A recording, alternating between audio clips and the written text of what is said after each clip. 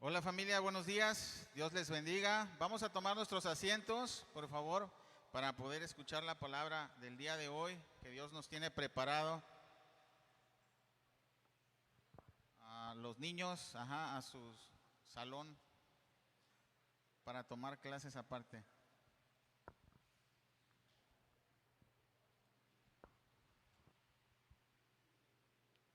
Bueno, ¿estamos listos para recibir la palabra del Señor? Muy bien, entonces abran sus Biblias en Lucas 4, por favor.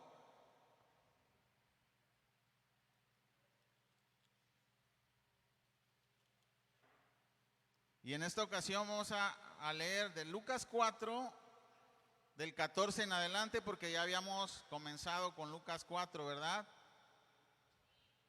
¿Alguien se acuerda de qué hablamos la semana pasada? ¿No? ¿Cómo es posible? Bueno, luego les hago examen entonces. Abran sus Biblias, Lucas 4, y vamos a leer Lucas 4, 14 y 15 nada más en este momento. Lucas 4, 14 y 15. ¿Ya están listos en sus Biblias? Bueno, y dice: y Jesús volvió en el poder del Espíritu a Galilea, y se difundió su fama por toda la tierra de alrededor, y enseñaba en las sinagogas de ellos, y eran glorificados por todos. La semana pasada vimos la tentación de Jesucristo en el desierto. ¿Sí se acuerdan? Que a través de ese pasaje pudimos aprender cómo era un ayuno bíblico y los motivos por los cuales podíamos nosotros ayunar. Y posteriormente vimos otras cosas, pero ahora nos va a tocar ver cómo Jesucristo regresa y llega a Galilea con el poder del Espíritu Santo y con victoria. Llega nuevamente y se presenta ante la sinagoga del lugar de Nazaret, donde lo vio crecer. Toda la gente lo conocía. Entonces, en esta ocasión nos toca conocer el inicio del ministerio de Jesús. Para ello me gustaría recalcar varias cosas. La primera de ellas es que Jesús, como les había dicho, volvía del desierto con el poder del Espíritu Santo. Regresaba a Galilea para después presentarse en la sinagoga de Nazaret, donde él había crecido. Es evidente que muchas veces había estado ahí en esa sinagoga. Él era un congregante de ese lugar, que la gente del pueblo lo conocía, y sin embargo no se había presentado con esa autoridad y poder y con esa llenura del Espíritu Santo que le permitió comenzar su ministerio. La segunda cosa que me gustaría recalcar es que en este momento Jesucristo no regresa como cuando lo conocían, como el hijo del carpintero, sino regresa con poder y autoridad, y se presenta delante de la sinagoga y agarra el rollo y empieza a leer el rollo en Isaías, y comienza a leer Isaías 61 del 1 al 2, y hace una fuerte declaración al decir que esta escritura se estaba cumpliendo en ese momento. Aseguró en ese momento que él era el ungido de Dios, que él venía a dar libertad a los cautivos y a dar vista a los ciegos y a poner en libertad a los oprimidos. Pero ¿qué pasó después? Bueno, vamos a ponernos en manos de Dios y vamos a ver qué pasó después en estos pasajes. Vamos a orar. Padre mío, venimos delante de ti, Señor, porque ¿a dónde iremos si no es a ti, Señor? Queremos pedirte que tu Espíritu Santo nos ayude a poder comprender tu palabra, a poder escuchar la voz de tu Hijo Jesucristo y poder saber de parte de Él, Señor, cuál es tu voluntad. Tu palabra dice que Jesucristo vino a mostrarnos al Padre, y queremos conocerte cada día más, Padre, a través de tu Hijo Jesucristo. Por favor, ayúdanos en este momento para que tu Espíritu Santo nos enseñe tu palabra. En el nombre glorioso de Cristo Jesús te lo pedimos. Amén. Entonces, vamos a seguir leyendo ahí mismo en Lucas 4, y vamos a leer del 16 al 21. ¿Estás listo, Edgar? ¿O lo leo? Lucas 4, del 16 al 21.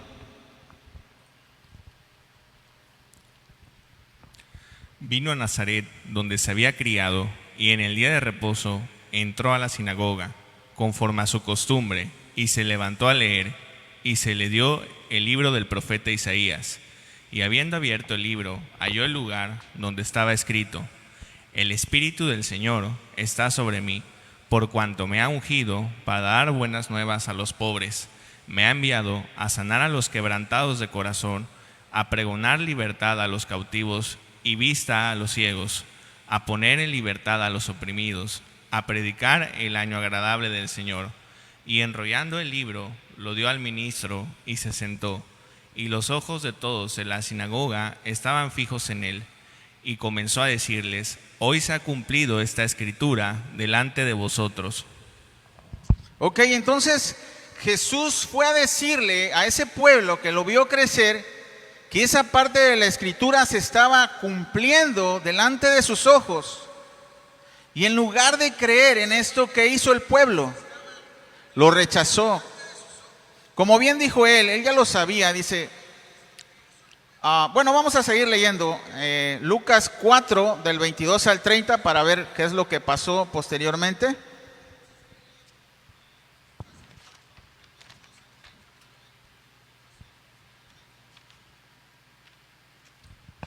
Lucas 4, 22 al 30. Y todos daban buen testimonio de él, y estaban maravillados de las palabras de gracia que salían de su boca, y decían: ¿No es este el hijo de José?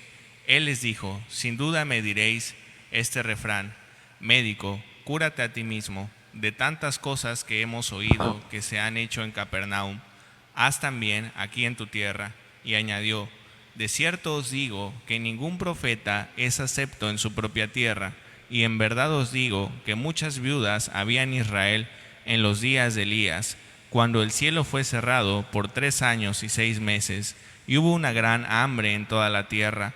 Pero a ninguna de ellas fue enviado Elías, sino una mujer viuda en Sarepta, en Sidón. Y muchos leprosos había en Israel en tiempo del profeta Eliseo, pero ninguno de ellos fue limpiado, sino Naamán el sirio. Al oír estas cosas, todos en la sinagoga se llenaron de ira, y levantándose, le echaron fuera de la ciudad, y le llevaron hasta la cumbre del monte sobre el cual estaba edificada la ciudad de ellos, para despeñarle. Mas él pasó por en medio de ellos y se fue. Entonces, ¿qué pasó ahí? Entró la incredulidad en el pueblo, porque Jesús era el hijo del carpintero y es rechazado por ese pueblo que lo vio crecer. Pero a Jesús esto no le sorprendió, esto no le extrañó, al contrario, él anticipó lo que ellos habían de creer. Y conociendo esto en sus corazones incrédulos, que no iban a creer, dice: de seguro me van a decir: médico, cúrate a ti mismo. Y hace la declaración que ahora muchos usamos como el dicho: no hay profeta en su propia tierra. Ahora bien, después de explicar este pasaje de una manera literal, me gustaría comenzar a explicar este pasaje desde una perspectiva espiritual. Conoceremos a través de estos pasajes el propósito principal del ministerio de Jesús.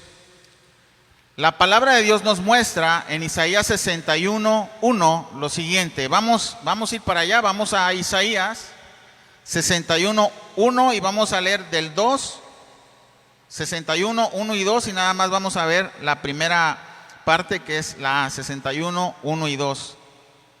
Y ahí está en sus pantallas, y vamos a buscarlo o leerlo, o esperemos tantito a que lo busquen. El Espíritu de Jehová, el Señor, está sobre mí, porque me ungió Jehová. Me ha enviado a predicar buenas nuevas a los abatidos, a vendar a los quebrantados de corazón, a publicar libertad a los cautivos, y a los presos apertura de la cárcel, a proclamar el año de la buena voluntad de Jehová, y el día de venganza del Dios nuestro, a consolar a todos los enlutados. A proclamar el año de la buena voluntad de Jehová, y hasta ahí cerró el rollo. No leyó más, sino leyó la primera sección del 61:2. Esta fue la lectura exacta que hizo Jesús ese día, y no terminó ese versículo. Pero ¿por qué no siguió leyendo? Jesucristo leyó solo la parte que se estaba cumpliendo en ese momento. Esa es la sección que se llama las buenas nuevas de salvación para Sion. Es decir, el Evangelio. Él leyó la primera parte del Evangelio y su primera venida. Y se reserva en leer lo que posteriormente se tenía que leer, la segunda venida, en la que expresa en este versículo lo siguiente. Y dice en el B que iba a leer: y el día de venganza del Dios nuestro, a consolar a todos los enlutados. Eso se lo guarda porque esa profecía todavía no se ha cumplido. Y él dijo: en este momento he venido a mostrarles que voy a cumplir esta parte de esta profecía nada más. Y cerró su rollo, el rollo del libro de Isaías. Se reserva el día del juicio. Así es que a través de esta profecía, Cristo inicia el periodo de gracia en el cual estamos viviendo en este momento. Y el segundo periodo de su segunda venida, que es el juicio, se lo reserva, como les estaba diciendo. Solamente comienza a predicar las buenas nuevas. Y en ese momento nosotros estamos en ese periodo de gracia y tenemos la oportunidad de predicar esas buenas nuevas que vino a anunciar nuestro Señor Jesucristo, como está aquí. Dice este versículo que Jesucristo fue enviado a predicar esas buenas nuevas. Pero ¿a qué tipo de personas fue enviado? Dice el versículo aquí en Lucas, que las buenas nuevas fueron predicadas a los pobres, a los quebrantados de corazón, a dar libertad a los cautivos y a los ciegos, y libertad a los oprimidos. Entonces, en este escenario tenemos a pobres, a tristes, a cautivos, a oprimidos y a ciegos, a los cuales Jesucristo vino a libertar, a dar vista y a dar oído a aquellos que han estado en ese cautiverio. Estas son las principales enfermedades espirituales de las cuales solo el Evangelio de salvación nos puede librar. Así es que Jesucristo en ese momento estaba diciéndoles: he venido a libertarlos. Esas son. Ahora vamos a ver a través de la Biblia quiénes son este tipo de personas. En primer lugar vamos a ver quiénes son los pobres para Jesús. Y mira conmigo Mateo, vamos a Mateo 5. Y vamos a leer Mateo 5 y nada más vamos a leer del 2 al 3. Mateo 5, 2 y 3. Y abriendo su boca les enseñaba, diciendo: bienaventurados los pobres en espíritu, porque de ellos es el reino de los cielos. Entonces, ¿quiénes son los pobres para Cristo? ¿Los que no tienen dinero? No, ¿verdad? Dice, los pobres de espíritu. Esos son a los que vino nuestro Señor Jesucristo. Todo aquel que tiene mucha carencia espiritual, todo aquel necesitado, todo aquel que tiene hambre y sed espiritual, es un pobre espiritualmente. Sin temor a equivocarme, esta condición espiritual es la que nos ayuda a nosotros a poder recibir ese evangelio. Si tú en algún momento te sentiste así, con una necesidad, con una hambre, con una sed, es el momento en el cual Dios estaba preparando tu corazón para poder recibir su palabra. Y es una condición de misericordia y de gracia de parte de Dios.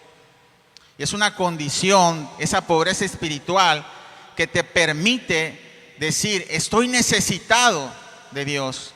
Necesito algo, no sé qué es, pero me siento vacío. Me siento pobre, me siento triste, algo me falta. ¿O no te pasó a ti y a mí, a los que hemos recibido a Cristo, esa necesidad de tener que buscar algo más que el dinero, algo más que la fama, algo más que el éxito en tu carrera? Esa es la pobreza espiritual. Déjenme contarles algo que me sucedió a mí antes de recibir a Cristo. Recuerdo muy bien a un amigo que conocí en la primaria, estudió conmigo allá en la primaria, que en esos momentos ya está con el Señor. Él murió a causa del COVID hace un año aproximadamente, pero gracias al Facebook lo pude contactar nuevamente y él me habló y con mucho gusto nos vimos. Él vivía en otro lugar y vino a Acapulco y nos fuimos a la playa. Y yo pues bien mundandote, ¿no? Agarré mi hielera y la llené de chelas con hielo y todo. Y me fui a la playa a convivir con mi amigo. Yo no sabía nada de su vida espiritual, ni mucho menos. Entonces llego yo y estuvimos platicando y todo, y pasó algo curioso. Yo siempre, pues casi me acababa un cartón solito, pero esta vez no pude tomar mucho. Me tomé, no sé, unas 5 cervezas si acaso. Y estuvimos platicando de Dios. Y él me estaba platicando del Señor. Entonces, me la pasé tan bien que se me olvidó tomar como frecuentaba yo tomar. Así es que casi me regresé con la hielera llena. Pero antes de despedirme de él, me dice unas palabras. Me dice, te digo una cosa, estás más cerca tú de ser converso de muchos de los que van a mi congregación lo están. Entonces, la verdad yo no sabía yo a qué se refería, ni sabía por qué me había dicho esto, pero acertó, porque después de 3 meses de haber recibido esa palabra de parte de él, yo recibí a Cristo y cambió mi vida el Señor de manera milagrosa. Me quitó de tomar, de fumar, de todo eso. Hizo un cambio completamente en mi vida después de 3 meses que Él me dio esa palabra. Y lo primero que hice yo cuando llegué a casa, recuerdo muy bien que le hablé por teléfono y le dije, ¿sabes qué? Ya sucedió lo que tú me dijiste, ahora te entiendo. Le digo, ahora soy una nueva criatura, ahora soy alguien distinto. Le digo, Dios me ha dado la oportunidad de nacer de nuevo. Y él me dijo, ya ves, te lo dije, lo sabía. Pero ¿por qué lo comparto? Porque él vio mi necesidad, él vio mi pobreza espiritual. Él vio esa necesidad en la cual Dios estaba trabajando, y él preparó mi corazón al Señor para poder comprender que yo estaba pobre espiritualmente, era un mendigo espiritualmente y necesitaba de él. Entonces, a lo que voy, hermanos, es que esa pobreza espiritual es la que nos permite acercarnos al Señor. Y si tú en el camino, o si tú en tu vida encuentras a ese pobre espiritual, gloria a Dios, es la oportunidad de compartir la palabra de Dios, el Evangelio, porque es lo único que nos va a llenar esta vida y esta pobreza, este vacío que sentimos. Así es que esto fue lo que pasó con mi amigo. Y a lo que voy es a esto, hermanos. Los que ya conocen el Evangelio y pueden identificar a una persona que tiene esa pobreza espiritual, no desaproveches la oportunidad de compartir el Evangelio. No la desaproveches. Es un corazón que está dispuesto y tiene necesidad y hambre de escuchar a Dios y su palabra. Entonces, acabamos de comprender esta pobreza espiritual, y esta pobreza es la que Cristo quiere ver en ti para poder hacer un cambio, y no la pobreza de falta de dinero como muchos predicadores de la prosperidad te quieren hacer creer. Cristo no vino a abolir la pobreza, no esa pobreza, de ese tipo de pobreza, y lo deja muy claro. Si quieren, vayan conmigo, vamos a Marcos y vamos a buscar en el capítulo 14, Marcos 14, y vamos a leer 14 del 6 al 7.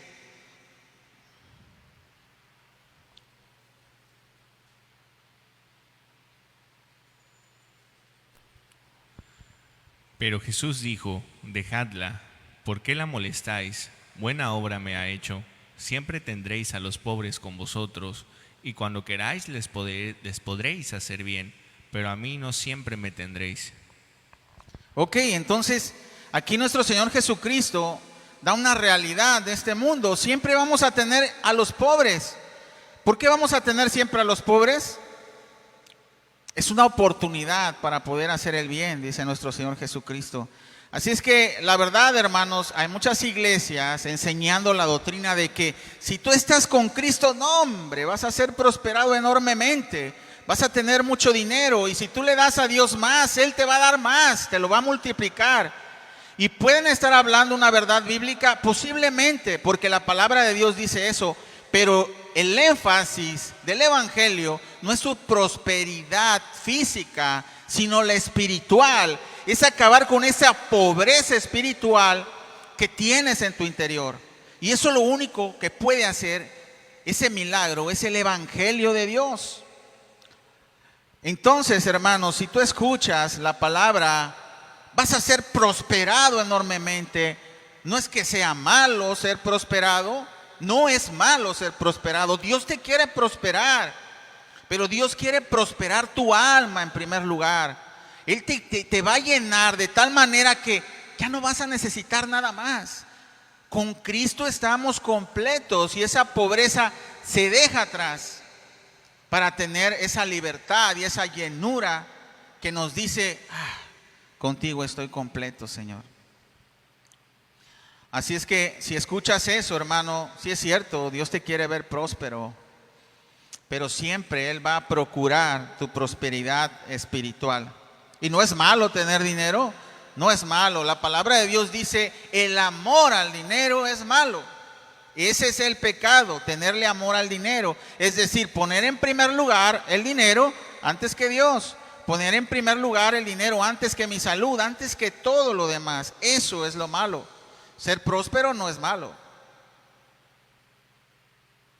pero es mejor ser rico en Cristo Jesús. Así es que este versículo echa la borda a todos esos predicadores que predican de dinero, que predican de prosperidad en tu cuenta de ahorros.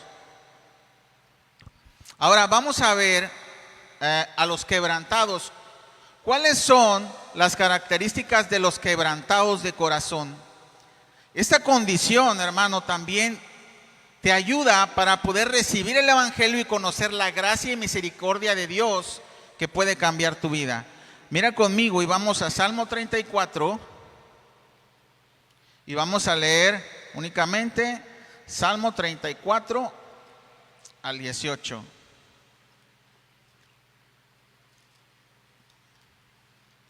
Es importante que no se nos olvide la práctica de abrir nuestras Biblias y poder buscar entre ellas los versículos. Salmo 34 y vamos a leer el 18 nada más. Y dice la palabra de Dios así. Cercano está a Jehová a los quebrantados de corazón y salva a los contritos de espíritu. Más claro ni el agua, ¿no? O sea, un corazón quebrantado, un corazón contrito y humillado te acerca a Dios.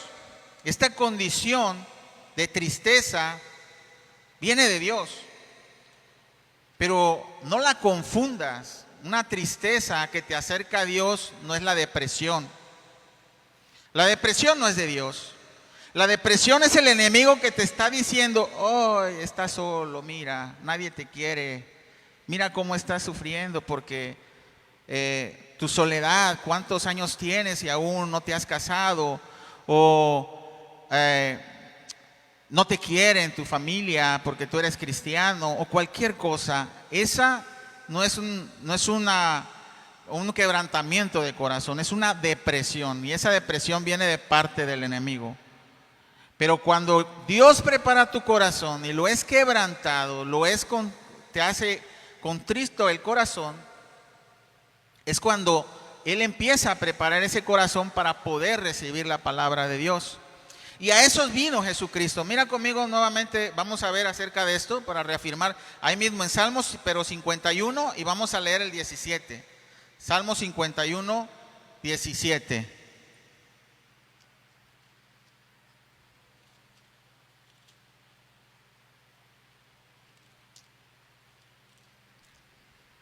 Los sacrificios de Dios son el espíritu quebrantado. Al corazón contrito y humillado no despreciarás tú, oh Dios. Ya no se oye muy bien. A ver, dice, los sacrificios de Dios son el espíritu contrito. Al corazón contrito y humillado, oh Dios, no despreciarás. Dios no desprecia un corazón así, en esa condición. Dios recibe esa condición como una oportunidad. ¿Cuántas cosas te sucedieron en la vida que entristecieron tu corazón, que quebrantaron tu corazón. Pero este quebrantamiento no trae solo tristeza, sino salvación a tu alma cuando llegas a escuchar el Evangelio de Dios. Esa es la oportunidad que nosotros, que ya conocemos, debemos de aprovechar esa circunstancia para proclamar el Evangelio. Cuando hay alguien así en tu vida, se acerca a tu vida, quebrantada por la misma vida o quebrantado por Dios, es otra oportunidad más en la que podemos acercar a esa persona a Jesucristo. Jesucristo vino, dice la palabra de Dios, llegó y leyó ese rollo y leyó esa profecía. Pero ¿quiénes somos los responsables de acercar a Cristo a esas personas? Al pobre, al quebrantado. Nosotros somos los responsables de acercar a Cristo a esas personas a través del Evangelio. Y necesitamos estar al pendiente de ver esas condiciones en las personas que nos rodean. Debemos de tener ese discernimiento, ese deseo. Y hay una oportunidad que Dios te puede dar y pídela todos los días. Practica esto en tu casa cuando estés en oración y dile al Señor: Señor, acércame a una persona que quiera conocer de ti. Acércame a una persona que esté lista ya de escuchar tu Evangelio. Dame esa oportunidad de compartir el Evangelio. Y Él te va a acercar a ese pobre y Él te va a acercar a ese quebrantado de corazón para que pueda escuchar su alma esas nuevas de salvación. Esa es nuestra oportunidad como cristianos, hermanos. Y si no, miran, vamos a leer lo que dice Eclesiastés acerca de estas oportunidades que no debemos de desaprovechar. Vamos a Eclesiastés 7 y vamos a leer del 1 al 3. A ver si ya le subiste un poquito, porfa, para que se escuche. Eclesiastés 7 y vamos a leer del 1 al 3. Mejor es la buena fama que el buen ungüento, y mejor el día de la muerte que el día del nacimiento. Mejor es ir a la casa del luto que a la casa del banquete, porque aquello es el fin de todos los hombres, y el que vive lo pondrá en su corazón. Mejor es el pesar que la risa, porque con la tristeza del rostro se enmendará el corazón. A ver, levante la mano quien quiere ir a un velorio. ¿Verdad que no? Pero que dice la palabra de Dios, es mejor ir a un velorio que a una fiesta, que a un banquete. Y yo sé que ya habían leído este versículo posiblemente, pero ahora creo que tiene más sentido el por qué es más importante para Dios presentarnos con la persona que está afligida que presentarnos cuando la persona está alegre. Porque es un corazón receptivo a la palabra de Dios. Y es una gran oportunidad que tenemos para compartir el Evangelio. Y les voy a decir otra anécdota que tengo yo. En una ocasión fui a un funeral del hijo de una compañera de trabajo que también ya murió, también ella murió aparte de su hijo. Pero fui a ese funeral, su hijo más o menos tenía mi edad cuando él murió. Entonces, yo la verdad a él apenas si lo conocía, si acaso cuando lo veía lo saludaba de un hola o cualquier cosa. Fui a su funeral y cuando llegué ahí, no sé qué me pasó, pero empecé a llorar como si hubiera sido mi hermano de sangre, como si hubiera sido mi mejor amigo. Estuve llorando de tal manera que toda la gente me volteó a ver. Todavía no había recibido a Cristo. Y me sucedió lo que dice este versículo, me puse en su lugar. Me vi en ese ataúd. Vi a mi esposa llorándome y vi a mis hijos a su lado. Y comencé a llorar de tal manera que no lo podía entender ni tampoco me podía contener. Y todo el mundo decía, oh, lo quería mucho. Pero yo ni lo conocía. Sin embargo, Dios ya estaba preparando mi corazón. Y en ese momento, y fue la primera vez que fui yo a un velorio. siempre evitaba los velorios, nunca iba a los velorios, siempre decía no, no, no, no, y me hacía tonto la verdad y no iba. Y fue la primera vez y Dios dispuso mi corazón y me hizo ver hasta dónde llegaba la vida. Y hasta ese momento la vida que había llevado yo, de perdición, que no había aprovechado, que me sentía vacío, que me sentía pobre de espíritu. Todavía Dios hablándome y preparando mi corazón para poder posteriormente recibirle. Entonces, así es. Nosotros tenemos que buscar esas oportunidades también para compartir el evangelio con aquellos quebrantados por la vida, por aquellos quebrantados por Dios.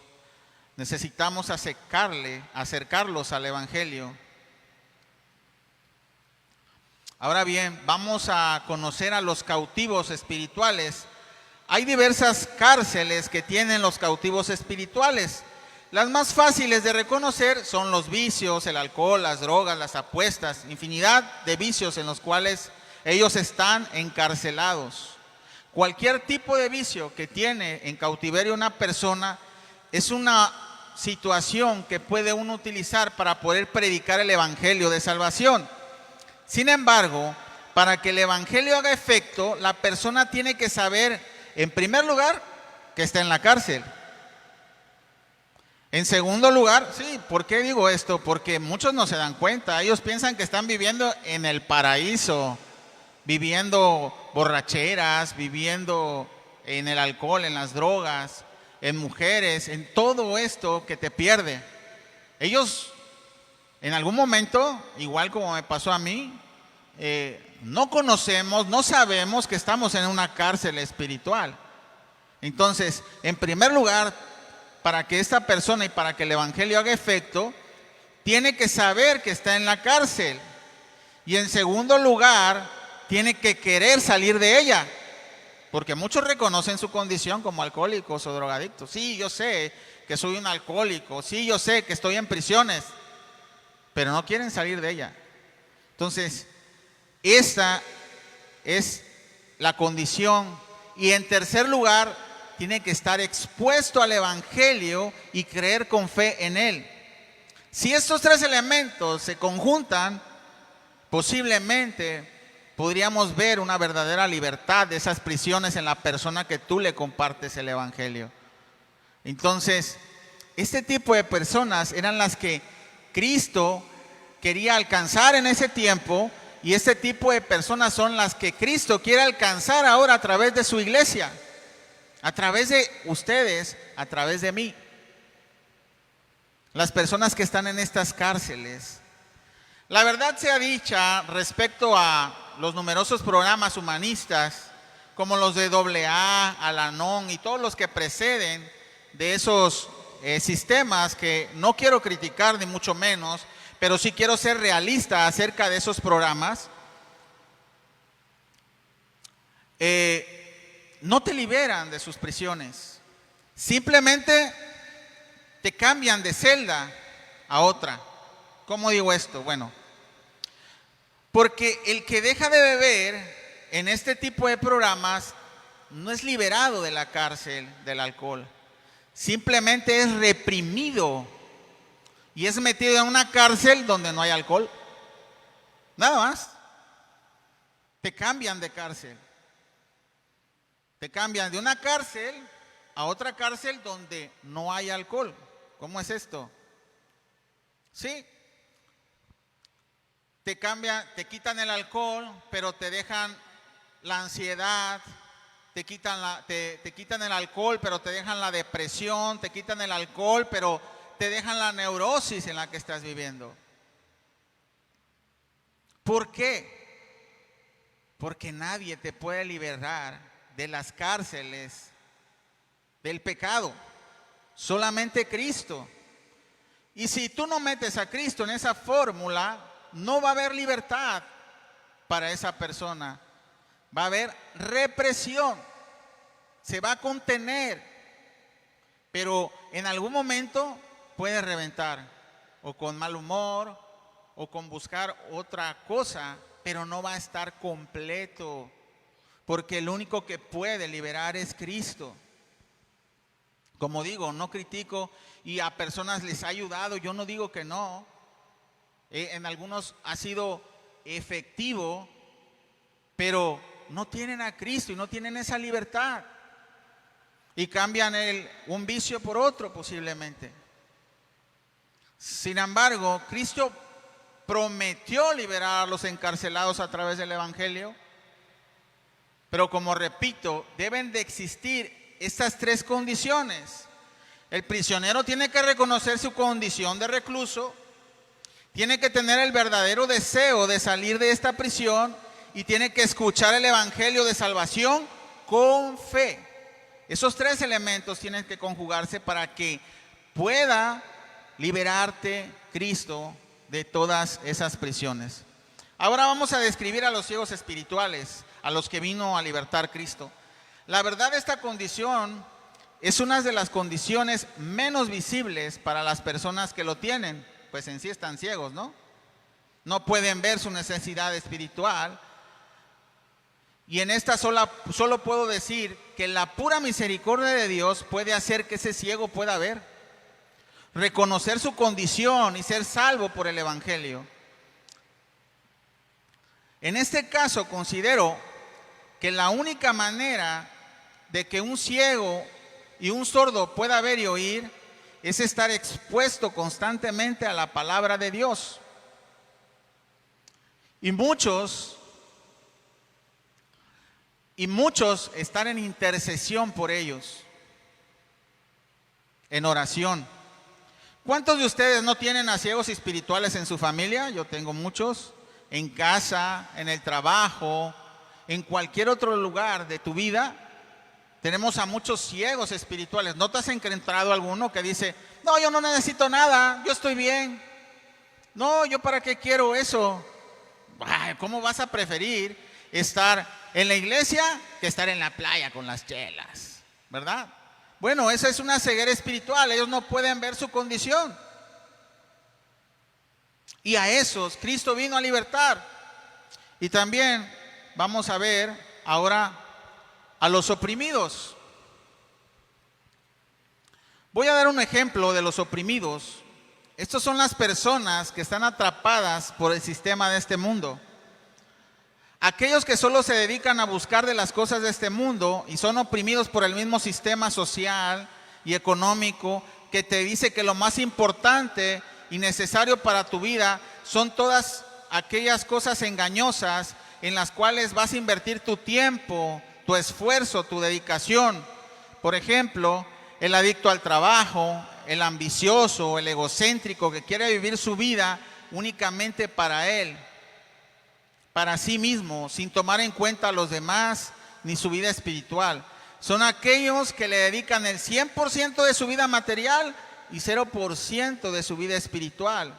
Estos también necesitan la libertad de este mundo y estos también necesitan el Evangelio.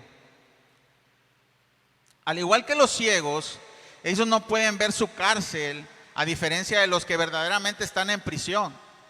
Una condición de prisionero real, o sea, alguien que está en la cárcel, en la penitenciaría, conoce su condición de reo y sabe que quiere y desea esa libertad.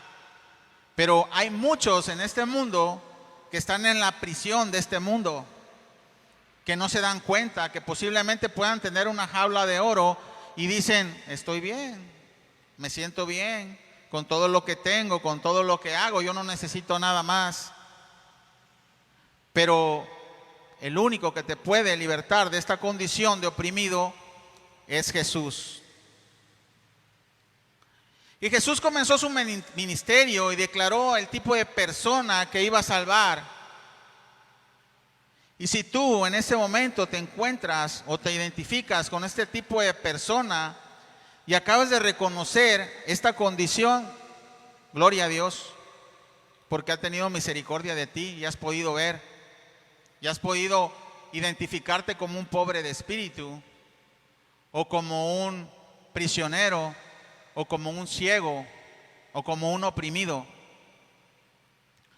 La verdad es que ahora lo que necesitas es seguir expuesto a la palabra de Dios, seguir escuchando su palabra para poder ser libertado. Porque Jesucristo vino a darte salvación y libertad. ¿Y cómo lo hizo? Déjame decirte, si no conoces el Evangelio, lo siguiente. Lo hizo a través de su muerte.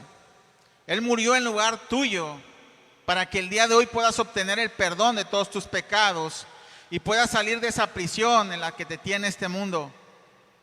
Solo debes de creer con fe que en Cristo hay salvación, porque Él ya pagó por ti y por mí en la cruz. Y a través de eso Él te puede dar vida eterna, porque Él fue el único que resucitó con poder del Espíritu Santo. Y ese mismo poder del Espíritu Santo puede hacerte romper cadenas de esclavitud. El poder del Espíritu Santo. Cristo hizo su obra perfecta en la cruz para que puedas ser libertado, para que puedas vivir en libertad, para que puedas gozar de esa libertad y tener paz en ti, para decir, estoy completo en Cristo, no necesito nada más. Si tú estás deprimido, si tú tienes ansiedad, si tú tienes depresión, si tú tienes problemas de alcohol o de drogas, lo único que te puede libertar es Cristo. Y sabemos que aquí habemos muchos que conocemos el Evangelio y que posiblemente no nos identificamos o que ya fuimos libertados de todo esto.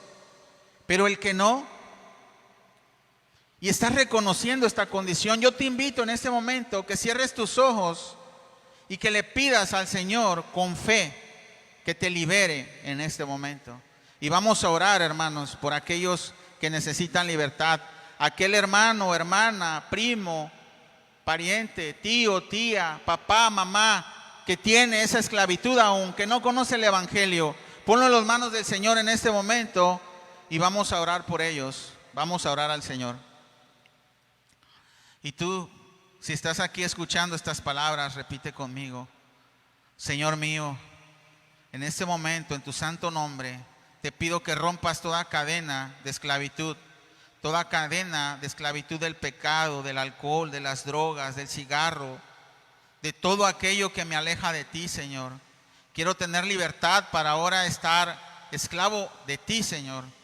Esclavo de tu presencia, necesitado de tu palabra, necesitado de tu amor y tu presencia. Ayúdanos, Señor, a ser libres en ti. Te pedimos por todas las personas que conocemos, Señor, que aún están en esa pobreza espiritual, en ese quebrantamiento de espíritu, en esa opresión, Señor, en esa ceguera espiritual. Te pedimos para que tú, Señor, tomes a bien y su misericordia se derrame para que pronto puedan ser liberados en tu santo nombre, Padre. Danos palabras de tu Evangelio, Señor, para poder compartir con ellos. Danos el valor, el poder y el denuedo de tu palabra para poder compartir sin temor alguno, Señor. Te lo rogamos en el glorioso nombre de Cristo Jesús. Amén.